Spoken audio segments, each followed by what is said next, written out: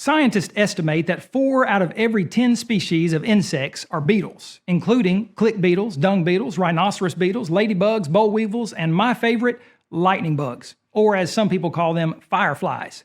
Those little guys have built-in bioluminescent flashlights. How cool is that? In one sense, beetles are a common bug. That is, they're commonly seen creatures. But don't think of them as unremarkable animals. Beetles do some exceptional things that testify to a grand designer. Consider the bombardier beetle, which has a kind of bomb in its belly. The bombardier beetle doesn't have explosives tied to its back. It doesn't carry around a miniature stick of dynamite. Its insides are not full of nitroglycerin. No, this little bug has tiny glands inside its body that produce 2 harmless chemicals, known as hydroquinones and the more familiar hydrogen peroxide. The bombardier beetle secretes these chemicals into a kind of holding area or storage tank. Then, if the beetle senses danger and is agitated by an attacker, it quickly moves the chemicals from its storage tank into yet another chamber, which could be called the explosion chamber. The beetle secretes special catalyst enzymes into the once harmless chemical mixture, making a toxic spray that reaches 212 degrees Fahrenheit, or 100 degrees Celsius. That's right, the temperature at which water boils.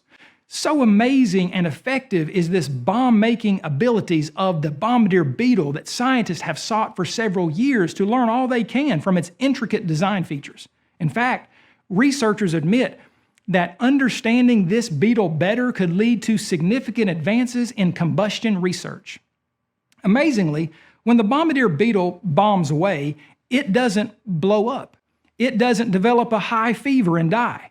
The noxious spray doesn't eat through the chamber walls and kill the beetle. No, the beetle sizes up its attacker and quickly rotates 2 rear nozzles at the end of the explosion chamber so that they point in the precise direction of the attacker. The bombardier beetle then fires the boiling hot mixture toward the enemy with pinpoint accuracy in a high-speed, rapid-fire, machine gun-like fashion at about 500 rounds or pulses of toxic spray per second. Years ago, Time magazine described the defense system of the bombardier beetle as extraordinarily intricate, a cross between tear gas and a Tommy gun. They noted how the special fluid of the beetle is pumped through twin rear nozzles, which can be rotated like a B-17's gun turret to hit a hungry ant or frog with bullseye accuracy. A few years later, Science magazine published an article by Jeffrey Dean and his colleagues who highlighted the fact that the ejection system of the beetle shows basic similarity to the pulse jet propulsion mechanism of the German V-1 buzz bomb of World War II. Evolutionists allege that this amazing insect is the product of millions of years of evolution.